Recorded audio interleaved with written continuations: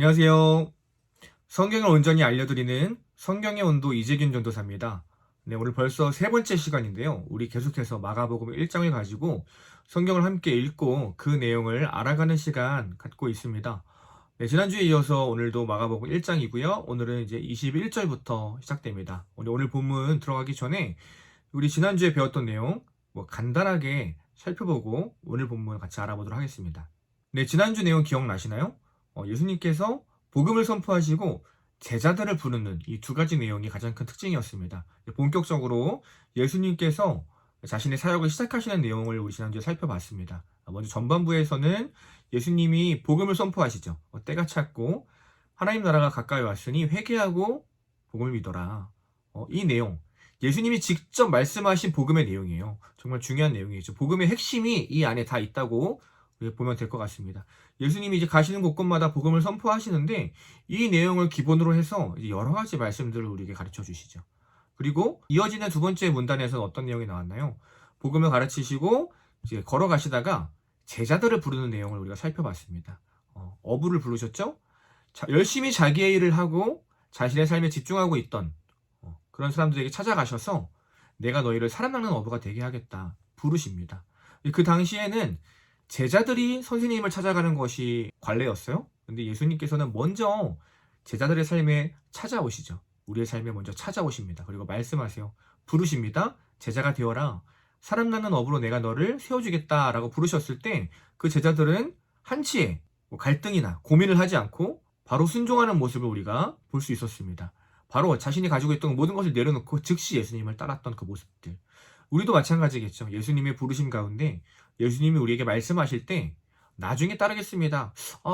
아직 저에게 좀 시간이 필요한데요? 이렇게 얘기하는 것이 아니라 그 즉시 우리에게 주신 그 마음 그대로 붙들고 순종하는 마음으로 나아가는 그 제자된 삶이 우리에게 필요할 것입니다. 지난주 내용들 바로 이 두 가지였죠. 예수님께서 복음을 선포하시고 제자를 부르는 내용들이었습니다. 이제 오늘 21절부터 우리 함께 좀 살펴볼 텐데요. 함께 이제 본문을 읽고 또 지난주와 마찬가지로 한 절 한 절 우리 내용을 살펴보도록 하겠습니다.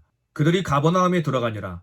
예수께서 곧 안식일에 회당에 들어가 가르치심에 뭇 사람이 그의 교훈에 놀라니 이는 그가 가르치시는 것이 권위 있는 자와 같고 서기관들과 같지 아니함일러라. 마침 그들의 회당에 더러운 귀신 들린 사람이 있어 소리질러 이르되 나사렛 예수여 우리가 당신과 무슨 상관이 있나이까? 우리를 멸하러 왔나이까? 나는 당신이 누구인지를 아노니 하나님의 거룩한 자니이다. 예수께서 꾸짖어 이르시되 잠잠하고 그 사람에게서 나오라 하시니 더러운 귀신이 그 사람에게 격렬을 일으키고 큰 소리를 지르며 나오는지라. 다 놀라 서로 물어 이르되 이는 어쩌이냐? 권위 있는 새 교훈이로다. 더러운 귀신들에게 명한즉 순종하는도다 하더라. 예수의 소문이 온 갈릴리 사방에 퍼지더라. 아멘. 네, 오늘 말씀 21절부터 28절까지의 내용 함께 읽어봤습니다. 21절 우리 함께 같이 볼까요? 그들이 가버나움에 들어갔다 이렇게 이야기를 하고 있습니다. 여기서 말하는 그들은 예수님 그리고 예수님과 함께했던 제자들이겠죠. 우리 앞서 살펴봤던 예수님께 부름받았던 4명의 제자들. 제자들이 그 4명일 수도 있겠고요. 여기 기록되지 않았지만 더 추가로 합류된 제자들일 수도 있을 것 같아요. 어쨌든 예수님과 제자들이 함께 가버나움에 가게 되었습니다. 복음서를 보면 예수님과 제자들이 이곳저곳을 이동하고 다니시는 모습을 우리가 보게 돼요. 그런데 우리가 잘 알겠지만 예수님의 그 공생의 3년의 기록들을 이 복음서가 다 다루고 있지는 않습니다. 그 중에서 이제 기록할 내용들을 발췌해서 복음서가 기록하고 있단 말이에요.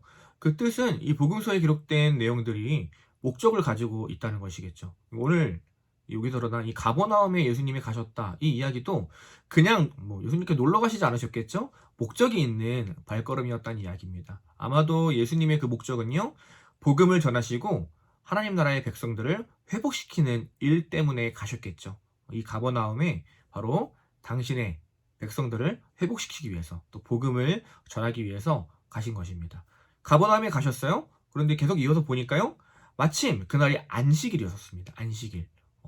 안식일에 또 회당에서 유대인들이 모여서 하나님의 말씀을 듣고 서로 교제하는 그런 시간을 갖고 있었는데 바로 그 안식일 날 예수님께서 회당에 가셔서 말씀을 가르치시는 내용이 오늘 첫 절부터 이제 나오고 있는 것이죠. 이게 참 재밌는 상황입니다. 안식일마다 그 각 회당에서 유대인들이 모여서 율법학자, 서기관들에게 말씀을 들었단 말이에요. 그런데 이제 오늘은 그 회당에 들어가서 예수님께서 이제 보니까 예수님께서 말씀을 전하셨다 이렇게 기록되고 있어요. 뭐 어떻게 예수님이 말씀을 전하게 되셨는지는 잘 모르겠습니다. 성경이 기록되지 않는 건 우리가 집중할 필요가 없겠죠. 중요한 거는 회당에 서기관들이 전했던 그 말씀을 예수님께서 전하셨다라는 게 중요하겠죠. 예수님이 복음을 말씀을 가르쳤으니까 아마도 복음을 가르치셨겠죠. 예수님이 알고 계신 그 하나님 나라의 놀라운 비밀을 정말 실감나게 당신의 마음을 담아서 전하셨을 것 같아요. 근데 그 복음을 전하자 사람들의 반응이 재밌습니다. 어떻게 얘기하고 있나요? 22절에 많은 사람들이 그의 가르침에 놀랐다라고 이야기를 하고 있는 거예요. 그 가르침에 놀라면서 예수님의 가르침을 들으면서 와 놀랍다. 그 말씀에 권위가 있다. 새롭다라고 반응을 하고 있는 것입니다. 재밌는 이야기죠? 같은 곳에서 매 안식일마다 서기관들에게 말씀을 들었단 말이에요. 말씀을 처음 듣는 사람들이 아니었는데 그 같은 말씀을 예수님을 통해 들었는데 이전과 같은 말씀이 아니고 이전과는 달리 나에게 감동을 주고 뭔가 더 그 말씀에 권위가 느껴지고 그런 말씀이 나에게 선포되어짐을 이 사람들이 느끼게 된 것입니다. 그 당시의 서기관들은 뭐 우리가 잘 알듯이 율법학자인 거죠. 오늘날로 따지면 뭐 목회자라고도 볼 수 있을 것 같습니다. 말씀을 잘 연구하고 가르치는 역할을 했던 사람들이에요. 근데 굉장히 귀한 직분이죠. 이 사람들이 시간이 가면 갈수록 그 말씀을 사람들한테 어떻게 하면 잘 지키게 할 수 있을까 이런 것에 집중하다 보니까 세부적인 규칙들을 계속 만들기 시작했어요. 그래서 정말 나중에는 뭐 굳이 이런 것까지 지켜야 하나 싶을 정도로 말씀의 본래 의미와는 정말 멀리 떨어진 정말 그 규칙과 형식에 얽매여 있는 상황들이 되어버린 것이죠. 뭐 우리가 익히 들었죠. 뭐 안식일 날 이스라엘에 가면 지금도 이제 뭐 엘리베이터 버튼을 누르지 않는다, 몇 보 이상 걷지 않는다. 실제로 그렇습니다. 그런 것처럼 뭔가 이 본래 말씀의 의미, 하나님이 그 말씀을 통해 우리에게 알려주시고자 하셨던 그 의미를 가르치고 붙들기보다는 말씀의 그 형식, 껍데기에 집중했던 그런 모습들이 남게 되었던 거죠. 제가 새벽 예배 때도 한번 이야기한 적이 있었는데요. 우리가 항상 좀 조심해야 할 것이 무엇이냐면은 이 말씀을 접할 때 말씀의 어떠한 내용과 스토리 또 물론 중요하겠지만 그 안에 담긴 의미, 하나님께서 우리에게 원하시는 것이 무엇인가, 이 말씀을 통해 전하고자 하는 하나님의 마음은 무엇인가, 그것에 우리가 더 집중할 수 있어야겠죠. 말씀을 전하는 저도 항상 그것에 더 집중을 하려고 합니다. 물론 많이 부족하지만 정말 이 말씀을 그냥 성경 이야기, 어쩌면 성경 연구로 그치는 것이 아니라 정말 우리 삶에 하나님의 마음이 온전히 다가와서 우리 삶이 하나님의 마음에 합한 삶이 될 수 있도록 그 변화가 일어날 수 있도록 그렇게 말씀을 또 전하려고 합니다. 듣는 우리도 마찬가지겠죠. 이 말씀을 들을 때 설교 말씀을 들을 때 단순히 어떤 형식주의적인 내용으로 듣는 것이 아니라 정말 내 삶에 적용하고 하나님께서 내 삶에 어떻게 말씀하시는가, 나에게 오늘 어떤 말씀을 하시는가, 내 삶에 어떤 의미가 있는가 라고 항상 고민하고 생각하고 적용하는 부분이 필요할 것입니다. 그래서 예수님이 회당에서 말씀을 전하셨어요. 근데 그 말씀에 권위가 있었다고 이야기합니다. 권위 있는 말씀. 어떤 예수님의 복장과 목소리가 아니라 예수님의 그 말씀 자체에 권위가 있었던 거예요. 그 권위 있는 말씀이 선포되어지자 놀라운 일이 벌어집니다. 그 다음에 이어지는 23절이죠. 마침 그 회당에 사람들만 있었던 것이 아니에요. 귀신 들린 한 사람이 있었는데요. 예수님의 그 권위 있는 말씀을 듣자마자 놀라운 일이 벌어집니다. 어떻게 됩니까? 귀신이 소리질러 이야기하는 거예요. 뭐라고 이야기합니까? 24절 같이 볼까요? 나사렛 예수여, 우리가 당신과 무슨 상관이 있나이까? 우리를 멸하러 왔나이까? 나는 당신이 누구인지를 압니다. 당신은 하나님의 거룩한 자입니다. 라고 이 귀신이 복음을 듣고 하나님의 정체를 알고서, 예수님의 정체를 알고서 나를 그만 내두십시오. 나를 건들지 마십시오. 살려주십시오. 난 당신이 누구인지 잘 알고 있습니다. 라고 이야기를 하고 있는 것이죠. 이 귀신은 예수님이 어떠신 분인지 정확히 알고 있었습니다. 같이 그 회당에 있었던 많은 사람들은 그 권위 있는 말씀을 듣고서도 예수님이 누구신지 알지 못했습니다. 그런데 오히려 귀신 들린 자가 예수님이 누군지 정확히 알고 고백을 했어요. 그런 귀신을 향해서 예수님이 말씀하십니다. 근데 우리가 기대했던 말씀과는 다른 말씀이에요. 너가 나를 정확히 아는구나. 칭찬한다. 이런 말씀이 아니라 어떻게 얘기하세요? 25절이죠. 예수께서 꾸짖으시면서 말씀하십니다. 잠잠하고 그 사람에게서 나와라. 다른 말로 입 다물어! 조용히 하고 나와라! 라고 예수님께서 말씀하시는 거예요. 어떻게 귀신을 쫓으셨어요? 뭐 죽기를 한다고 뭐 가서 막 그 사람을 때리거나 막 노래를 부르고 그러신 것이 아니라 말씀으로 나와라. 예수님께서 그 한마디 말씀을 하시자 귀신이 그 사람에게서 떠나갑니다. 권위 있는 예수님의 말씀을 듣고 그 귀신이 떠나가는 모습을 또 볼 수 있는 거죠. 우리가 여기서 알 수 있는 것은 무엇입니까? 예수님의 말씀에 정말 그 권위가 있다는 거예요. 그 복음의 능력이 있다는 것입니다. 예수님이 말씀하시자 귀신이 쫓겨나가요. 사탄이 쫓겨나갑니다. 사탄의 나라가 무너지는 것이죠. 하나님의 나라가 회복되고 귀신의 나라는 이제 물러가는 거예요. 이제 하나님께서 통치하시면서 병들고 귀신을 쫓던 자들이 회복되어 하나님의 나라로 돌아오기 시작하는 것입니다. 예수님께서 귀신에게 잠잠하라, 조용히 하라라고 말씀하셨어요. 그 이유는 또 무엇일까요? 어떤 사람이 누구인지 알려면 정확한 방법과 때가 있습니다. 예수님이 하나님의 아들이시고 이 땅의 왕이신 것은 귀신이 말할 내용이 아닌 것이죠. 사탄이 말할 내용이 아니라 진짜 하나님의 백성들이 고백할 내용인 것이에요. 예수님께 선포하시는 복음의 내용을 듣고 자신의 삶에 비춰서 아, 내가 죄인이구나. 이제 내가 그 죄인의 삶을 끊어내고 하나님의 자녀로 살아야겠구나. 회개하고 돌이켜서 정말 예수 그리스도를 믿고 살아가는 예수님만이 나의 주인이십니다. 당신이 하나님의 아들이고 이제 내 삶의 주인이고 나를 다스리시는 분입니다. 라는 그 고백, 그 신앙 고백이 있어야 된다는 것이죠. 그런 고백들이 귀신이 아니라 정말 하나님의 백성의 입에서 선포되어져야 할 내용이었던 것입니다. 그런 이유 때문에 예수님은 이 귀신에게 잠잠하라, 조용히 하라 라고 이야기한 것이죠. 또 한 가지 이유는요.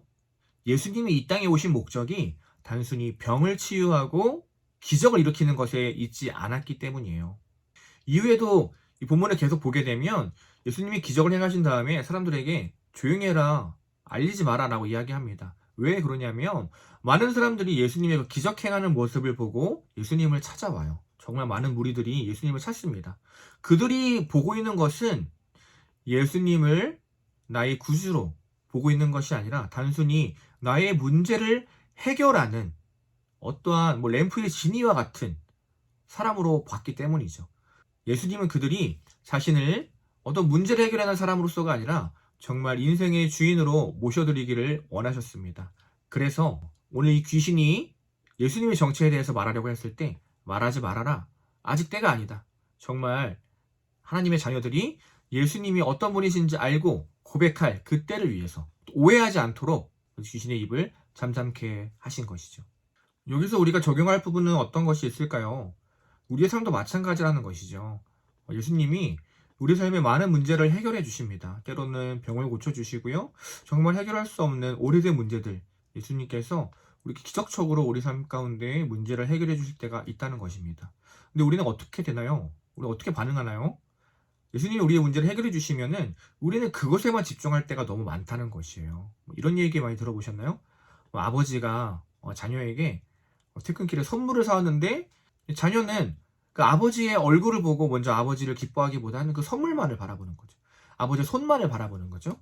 마찬가지라는 것입니다. 우리도 하나님께서 우리에게 어떤 기적을 행하시고 문제를 해결해 주시면은 그것을 통해서 하나님이 어떠신 분이구나. 하나님이 내 삶을 정말 온전히 다스리시는 분이고 내 삶의 주인이시고 나의 모든 생사복을 주관하시는 분이구나라는 것을 알아야겠죠.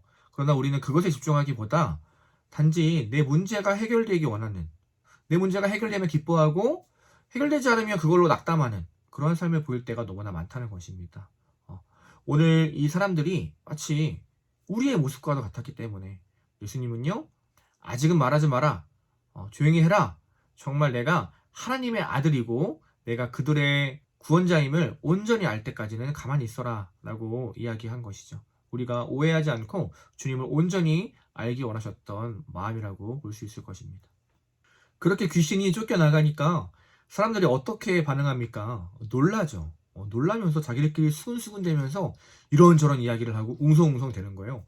27절 보니까 다 놀라 서로 물어 이르되 이것이 어쩐 일이냐?